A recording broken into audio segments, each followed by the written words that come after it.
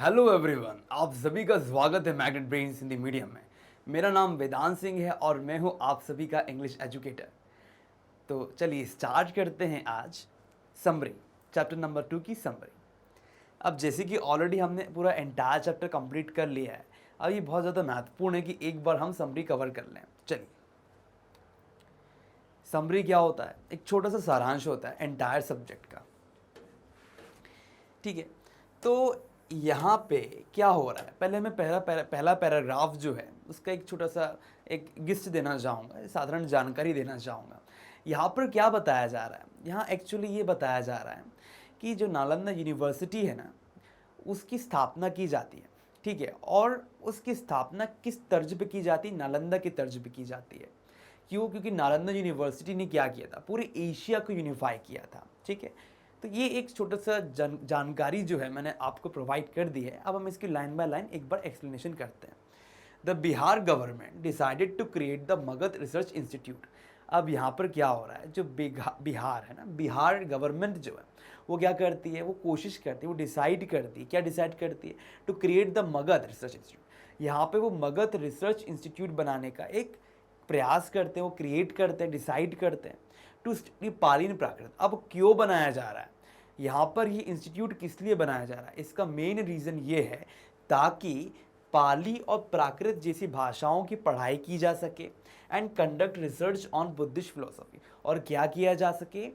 पढ़ाई की जा सके और ज़्यादा से ज़्यादा क्या किया जा सके? रिसर्च की जा सके, अनुसंधान किया जा सके। किस पर अनुसंधान किया जा सके?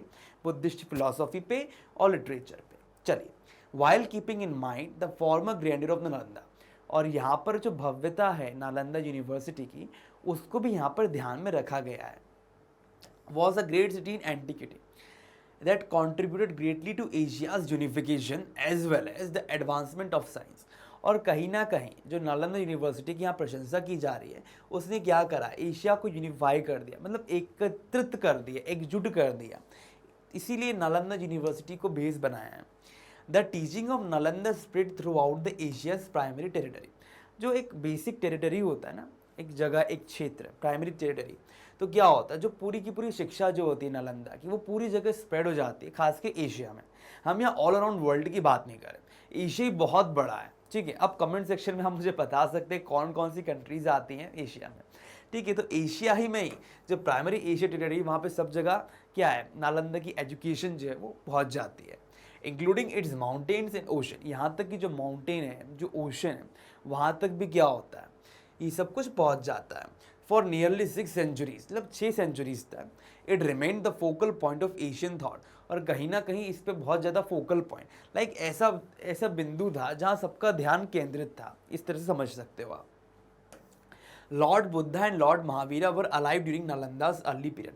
अब देखिए, सबसे बड़ी बात तो यहाँ पर यह है कि जब नालंदा यूनिवर्सिटी थी तो उस समय क्या था, उसमें गौतम बुद्ध और महावीरा मौजूद थे, दोनों साक्षात। It's a very good thing ना, लाइक दोनों महापुरुष एक ही युग में इकट्ठा, ये तो बहुत बड़ी बात है। तो नालंदा की खासियत ये है। अब देखिए, हम आगे बढ़ते हैं। The history shows that Nalanda university flourished from Lord Buddha and emperor Ashoka. अब फ्लरिश्ड का मतलब क्या होता है? लाइक बढ़ना, बढ़ोतरी होना, उत्कृष्टता की स्थिति पर आना, है ना। तो इस स्थिति पे कैसे आता है? जब बुद्धा और एम्परर का समय था, ठीक है, लॉर्ड बुद्धा और एम्परर के समय में क्या हुआ, बहुत ज़्यादा क्या हुआ, इनकी प्रशंसा भी हुई बहुत ज़्यादा, या आप कह सकते हो कि बढ़ोतरी हुई, है ना। एक तरह से एक प्रॉपर इनको क्या मिला, एक जैसे एक पेड़ पौधा होता है, उसको अगर आप क्या करोगे, उसको अगर आप पानी डालोगे तो पानी डालने से क्या होता है, वो धीरे धीरे बढ़ता है। तो कहीं ना कहीं बुद्ध का समय और कहीं ना कहीं अशोक का समय जो था वो इस तरह से था, जिन्होंने क्या करा, नालंदा को फ्लरिश किया। और to the Gupta age, Gupta age तक भी ये चलता रहा। Now Fahien, a Chinese pilgrim visited Nalanda in the 4th century. ठीक है, और 4th सेंचुरी में क्या हुआ, एक व्यक्ति आए जिनका नाम था फाहेन। ठीक है, ये एक पिलग्रिम थे, है ना। ये जो तीर्थ यात्री होते हैं, क्या होता है, हम तीर्थ यात्रा के लिए एक जगह से दूसरी जगह जाते रहते हैं, तो वही चीज़ यहाँ पर हुई। ठीक है, वो भी यहाँ पर आए, भारत में ट्रैवलर थे वो। और during the reign of emperor of Harshvardhan, अब हर्षवर्धन का युग था, जब हर्षवर्धन यहाँ पे शासन कर रहे थे, उस समय क्या होता है, उस समय टी सैंग आते हैं, ह्यून से सैंग आ जाते हैं भारत में। Visited India and founded Nalanda. और वो क्या करते हैं, नालंदा को देखते हैं, फाउंड करते हैं at the height of glory. Like वो एक ऐसे व्यक्ति थे ह्यून, जिन्होंने क्या देखा, उन्होंने ये देखा कि जो नालंदा यूनिवर्सिटी अपने टॉप पे है, ठीक है। जैसे फॉर एन एग्जांपल आज आप लोग पढ़ते होगे पेपर में कि जो भारत की सर्वश्रेष्ठ यूनिवर्सिटीज़ है, जिसमें आपने नाम सुना होगा जवाहरलाल नेहरू यूनिवर्सिटी का फॉर एन एग्जांपल, तो आपने अभी आप उपस्थित हैं उस समय, अगर आप गए हों या आपको कोई दोस्त वहाँ पढ़ने जा रहा हो, कोई कॉलेज के भैया हों, तो आप देखेंगे कि उनका जो पूरा एक माहौल है उस यूनिवर्सिटी का कितना अलग है। तो इस समय हम कंटेम्प्रेरी में उस चीज़ को देख पा रहे हैं। तो वैसे ही कंटेम्प्रेरी समय, जब उस समय वो समकालीन थे, कंटेम्प्रेरी का मतलब होता है समकालीन, तो हर्षवर्धन के समकालीन थे कौन, ये। तो इन्होंने क्या देखा था, इन्होंने देखा था पूरा यश और कीर्ति देखी थी किसकी, नालंदा यूनिवर्सिटी की। अब देखिए, Hyun T. Zhang writes that the name Nalanda derived from Na-Alamda, the peace of mind। अब हमको ये बात भी अच्छे से समझ में आ चुकी है कि जो ड्राइव हुआ है, जो नाम आया है नालंदा का, वो कैसे आया है, ना-अलम-दा से आया है, जिसका मतलब होता है द पीस ऑफ माइंड, ठीक है। अब हम आगे बढ़ते हैं। Nalanda university was establish with the help of public charity and donations, ठीक है। अब मैंने आपको ऑलरेडी बहुत पहले एक एक्सरसाइज में कवर करवाया है कि चैरिटी डोनेशंस में बहुत अंतर होता है। कहीं ना कहीं डेफिनेशंस में आप ध्यान देंगे तो आपको पता चलेगा, लेकिन कहीं ना कहीं अगर आप ध्यान से इन चीज़ों को पढ़ते हैं, एनालिसिस करते हैं, तो आपको पता चलता है कि नालंदा यूनिवर्सिटी जो है वो कैसे बनी थी। कहीं ना कहीं यहाँ पे डोनेशन की आवश्यकता पड़ी थी ना, लोगों ने पैसा इकट्ठा किया। जब कोई भी बड़ी संस्थान बनाया जाने वाला होता है तो उस समय हमें ऐसे व्यक्तियों की आवश्यकता चाहिए रहती है, जहाँ पे क्या होता है, वो लोग आके क्या करते हैं, हमारी सहायता करते हैं। तो स्वाभाविक चीज़ यहाँ पर यही है कि हमको यहाँ पर देखने मिलता है कि पब्लिक चैरिटी और डोनेशन के द्वारा नालंदा यूनिवर्सिटी की स्थापना की गई। अब the 8th century inscriptions of Yashovarman gives full description of viharas and sangha in the India. अब अगर आपने इतिहास पढ़ा होगा तो स्वाभाविक है विहार और संघास की जानकारी तो आपको होगी, बिकॉज क्या होता था, पहले मोनेस्ट्रीज हुआ करती थी, वहाँ पर क्या करते थे, जो हमारे बड़े बड़े बौद्ध मॉन्ग्स हुआ करते थे वहाँ पर जाके रहा करते थे, ठीक है। केव्स बनाई थी उन्होंने बहुत बड़ी सी, तो वहाँ पर जाके वो रहा करते थे। तो ये जो यशोवर्मन है ना, यशोवर्मन का जो समय, उस समय क्या होता है, एक इंस्क्रिप्शन है उनकी, एक इंस्क्रिप्शन, उसमें सब कुछ मैंशनड है, ठीक है। चलिए, the teachers and students is Nalanda were made completely free from economic worries. अब अगली बात यहाँ पर ये है इकोनॉमिक वरीज। अब देखिए, इकोनॉमिक वरीज का मतलब क्या होता है। देखिए, आप कहीं पर भी जाते हैं, कहीं पढ़ने गए, बहुत बड़ी यूनिवर्सिटी में गए, तो हो सकता है आपको 1-2 लाख रुपए लग जाए। लेकिन नालंदा के समय में क्या होता, मुद्राएं चलती थी ना, स्वर्ण का युग था, तो उस समय बहुत, क्या कहना चाहिए, लोग गरीब भी हुआ करते थे और अलग अलग जगहों से आ रहे थे। तो वहाँ ये चीज़ें नहीं चलती थी कि आप हमको पैसा दो, धन दो तो आपको शिक्षा मिलेगी। शिक्षा का तर्ज धन पर आधारित नहीं था, बेस ही नहीं था। तो नालंदा की सबसे बड़ी खासियत यही थी। तो कहीं ना कहीं जो स्पीच दे रहे हैं राजेंद्र प्रसाद जी, वो यही बताना चाह रहे हैं कि शिक्षा का जो उन्मुखीकरण, ओरिएंटेशन जो है वो कैसा होना चाहिए। चलिए हम आगे बढ़ते हैं। To meet the recurring expenditure of the university there was a trust. अब यहाँ पर देखिए, ट्रस्ट होता है, ट्रस्ट क्या करता है, एक ऐसा संस्थान होता है या लोगों का ग्रुप होता है, वो क्या करता है, पैसों को संभालता है, पैसों को इकट्ठा करके अपने पास रखता है, जो आगे जाके क्या करेगा, उसमें इन्वेस्ट करेगा। ट्रस्टी आपने सुने होंगे, ठीक है। तो यहाँ ट्रस्ट की बात हो रही है, तो बेसिकली यहाँ पैसे वगैरह के रिगार्डिंग बात होगी। Up to meet the recurring expenditure.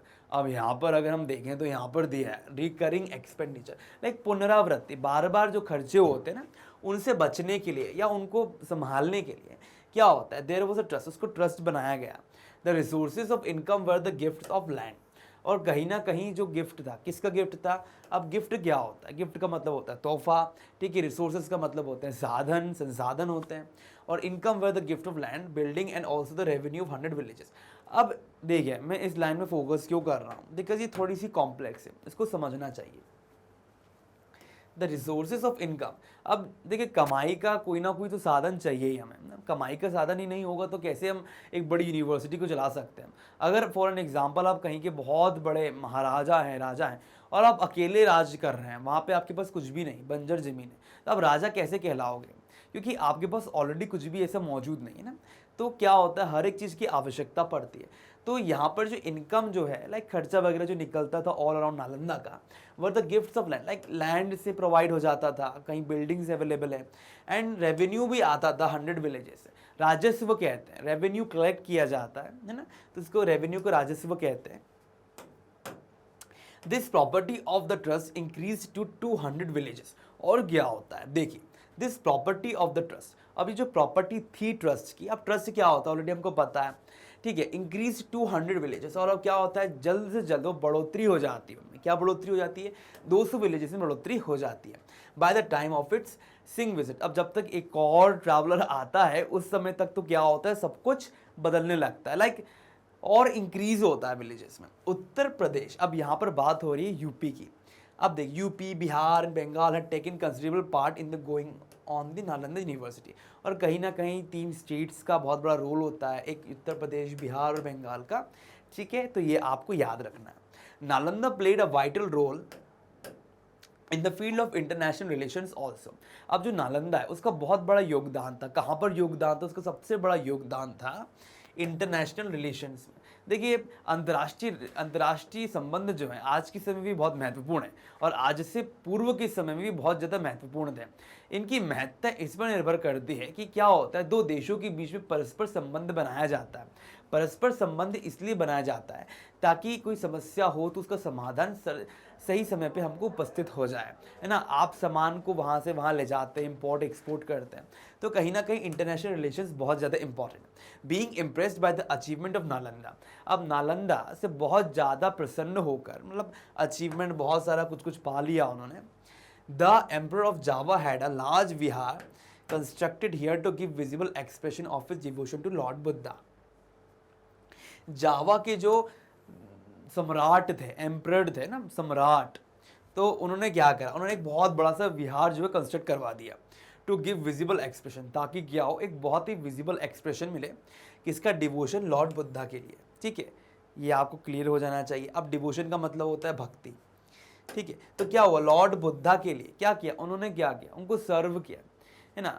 हम क्या करते हैं, लॉर्ड बुद्धा की डिवोशन में उन्होंने क्या करा, एक विहार कंस्ट्रक्ट करवाया, ठीक है। चलिए, Thus, Nalanda enjoy its glory all over the world। और सबसे बड़ी बात तो ये है स्टूडेंट्स कि यहाँ पर आप ये देख पाएंगे जो उसका यश और जो कीर्ति है नालंदा यूनिवर्सिटी की, वो सर्वत्र फैली है ना। जैसे एक खूबसूरत फूल है, उसकी खुशबू हर जगह फैलती है, ठीक है, तो वही चीज़ यहाँ पर भी होती है। चलिए आगे बढ़ते हैं। Nalanda had 10,000 students. अब नालंदा की खासियत ये थी कि वहाँ पे 10,000 स्टूडेंट्स थे और 1,500 टीचर्स थे। अब ये रेशियो बनाया हुआ था, मैंने आपको बताया, एक क्वेश्चन भी आया था रेशियो के रिगार्डिंग, ठीक है। एक रेशियो था जिस रेशियो को मेंटेन किया जाता है, जहाँ टीचर्स कम होते बच्चे ज़्यादा होते हैं, लेकिन यहाँ पे उतना ही रेशियो बनाया जाता है जहाँ पे टीचर्स क्या कर सकते हैं, बच्चों को मैनेज कर सकते हैं, ठीक है। एक टीचर 6 बच्चों के लिए पर्याप्त है, 60 बच्चों के लिए पर्याप्त है, ठीक है। तो यही चीज़ यहाँ पर देखने को मिलती है। At the time of Hiuen Tsang visit, जब ह्यून आए थे भारत में तो उस समय 10,000 और 1,500 टीचर्स थे। In fact Nalanda was then an only centre of higher education. अब देखिए स्टूडेंट्स, यहाँ पे क्या कहा जा रहा है, इसके बावजूद और भी, in fact Nalanda was then only centre. अब नालंदा क्या था, उस समय भी बहुत बड़ा सेंटर था किसका, हायर एजुकेशन का। Scholars from distant countries as China, Korea, Tibet, Turkmenistan, Mongolia visit Nalanda to study and collect Buddhist literature। Like Buddhist literature जो है, बुद्ध का साहित्य जो है, बुद्धिस्ट, लाइक इतने सारे बुद्धिस्ट लोग कुछ कुछ लिखते थे, जो बुद्ध ने ज्ञान दिया, जो उपदेश दिया, जो धम्मा दिया, तो कहीं ना कहीं उन सब चीज़ों को सुन के उन्होंने कुछ कुछ लिखा। तो उसकी तलाश में क्या होता था, बाहर से बहुत सारे लोग जो है ना भारत की ओर आया करते थे, एकत्रित होते थे। तो जो कि ये एक सबसे बड़ा मेरे हिसाब से, लाइक मैं आपको यही कहना चाह रहा हूँ कि भारत जो है विश्व गुरु कहलाया, इसका सर्वोत्तम उदाहरण यही है जो हम पढ़ रहे हैं। आप लोगों से अगर कोई पूछता है कि भारत क्या था, भारत जब मुगलों के अटैक के पहले जब वो लोग आए, उसके पहले तो हमारा भारत जो था ना वो एक विश्व गुरु था। बाद में सब लोग आके भारत पे अटैक करते हैं, लूटते हैं, गलत लाइक बहुत सी ऐसी चीज़ें करते हैं जो बहुत नुकसान करता है भारत को। लेकिन कहीं ना कहीं नालंदा ऐसी यूनिवर्सिटीज़ जो है वो बहुत बड़ा रोल निभाती है।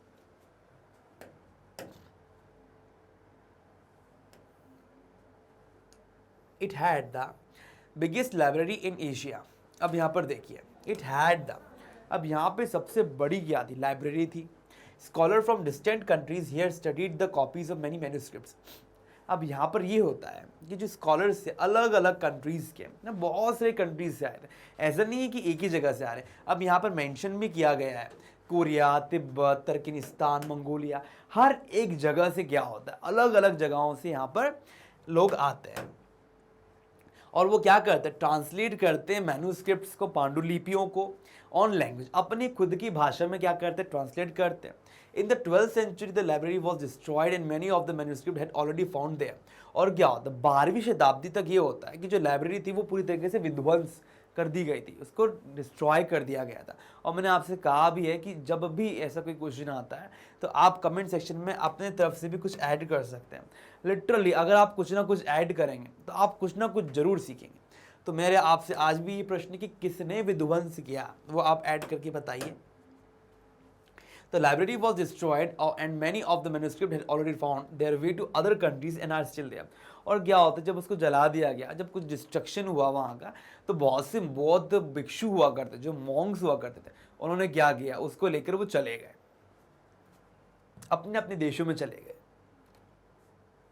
At least 100 lecture were delivered every day at Nalanda। अब सबसे बड़ी खासियत तो यहाँ पर ये थी कि 100 से ज़्यादा लेक्चर, लाइक 100 है, कभी मेरे हिसाब से हजार लेक्चर्स होंगे, 1000 से ज़्यादा लेक्चर्स दिए जाते थे, तो बेसिकली 100 भी है, ठीक है। तो आप देख सकते हैं 100 या 1000 लेक्चर्स एक दिन में दिए जाते थे। Both Brahmanical and Buddhist literature, philosophy, science and art were the subject of the syllabus. और सब्जेक्ट में हर एक चीज़ इंक्लूड थी, फिलोसफी हो गया ना, फिलोसफी है, इसके अलावा आप साइंस देख सकते हो, इसके अलावा आप और मैथमेटिक्स, लाइक ऐसे बहुत सारे सब्जेक्ट्स होते हैं जो हम डेली लाइफ में यूज़ करते हैं, उन सभी सब्जेक्ट्स को वहाँ पे समावेश था, ठीक है। लिटरेचर हो गया। अब in the syllabus of Nalanda university grammar, logic, medical science and handicraft were compulsory while the study of philosophy and religion was once on special interest. अब यहाँ पर देखिए, अब यहाँ पर क्या हो रहा है, देखिए कुछ सब्जेक्ट ऐसे थे जो कि वो लोग खुद पढ़ रहे थे, जो कि उनको पढ़ना ही था, और कुछ सब्जेक्ट ऐसे थे जो उनके इंटरेस्ट पे निर्भर करते थे। ऐसा नहीं है कि आपको सारे सब्जेक्ट पढ़ने, यहाँ ऐसा नहीं, बिल्कुल भी नहीं। स्टूडेंट्स इस बात को समझ लीजिए, कुछ क्वेश्चंस ऐसे होते हैं एग्जाम्स में जो आपको कंफ्यूज करने के लिए पूछे जा सकते हैं। हो सकता है डायरेक्टली क्वेश्चन पूछ लिया जाए कि कौन से कंपलसरी है ना, कंपलसरी कौन से ऐसे सब्जेक्ट्स थे, तो grammar, logic, medical science, handicraft, ये तो कंपलसरी थे। उसके अलावा भी कुछ सब्जेक्ट थे जो कि स्पेशल इंटरेस्ट पे निर्भर करते हैं, लाइक हमारे इंटरेस्ट पे। अब आपको उर्दू नहीं पढ़नी, आपको संस्कृत पढ़नी, हो सकता है आपको संस्कृत ना पढ़ के आपको उर्दू पढ़ना है, तो कुछ सब्जेक्ट्स, कुछ लैंग्वेजेस में आपको आज़ादी रहती है कि आप उनको चुन सकें। देखिए, the knowledge of grammar enabled students to get mastery over the language. अब कहीं ना कहीं हम ये भी देख पाते हैं कि ग्रामर जैसा, लॉजिक जैसा सब्जेक्ट जो यहाँ पे इंक्लूड किया गया, वो क्या करता है, बच्चों की मानसिक अवस्था की वृद्धि करता है ना।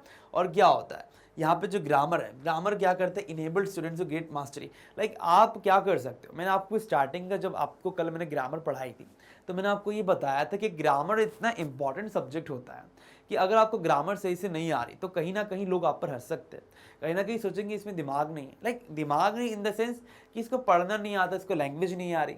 तो कुछ चीज़ें ऐसी होती हैं जिनकी समझ आपको होनी चाहिए, तो ये क्या होता है, उनको मास्टरी करवा देता है, लैंग्वेज में, भाषा पे पकड़ हो जाती है। लॉजिक क्या करता है, लॉजिक टॉट देम टू जज एवरी इशू रैशनली। क्या होता है, हर एक चीज़ को विवेक सम्मत होकर हम देख पाते हैं, ठीक है। Medical science enable them to keep themselves in perfect health, आपकी अच्छी हेल्थ बना देता है। अगर आपको नॉलेज है मेडिकल साइंस का तो अपनी शरीर का देख रखाव वो बहुत अच्छे से कर सकते हैं। Handicraft was compulsory to make them financially independent. और अगली बात यहाँ पर ये आती है कि हैंडीक्राफ्ट जो है, हैंडीक्राफ्ट, ठीक है, अब कुछ बनाते हैं कठपुतली वगैरह, मतलब कि कला के क्षेत्र की बात हो रही है, तो क्या होता है, उनको फाइनेंशियली इंडिपेंडेंट भी कर देता है, ठीक है। हैंडीक्राफ्ट में बहुत सारी चीज़ें इंक्लूड हो जाती है। अब Hiuen Tsang studied law, yoga, phonetics and Panini's grammar. अब देखिए, जब ह्यून आते हैं यहाँ पे, जी ज़ैंग यहाँ पे आते हैं, तो उन्होंने पाणिनी ग्रामर पढ़ी, योगा, फोनेटिक्स, इन सब की स्टडी किया एट द फीट ऑफ आचार्य शीलभद्र। शीलभद्र नाम के एक आचार्य थे, उनके चरणों में रहकर, चरण होते हैं ना, चरणों पे रहकर, चरणों में रहकर मतलब ये नहीं होता कि वो चरणों पे से गिर गए, लाइक नॉट लाइक दिस। उनका कहने का अर्थ ये कि उनके सानिध्य में, उनके सानिध्य में उन्होंने क्या करा, पढ़ाई किया, ठीक है। चलिए आगे बढ़ते हैं।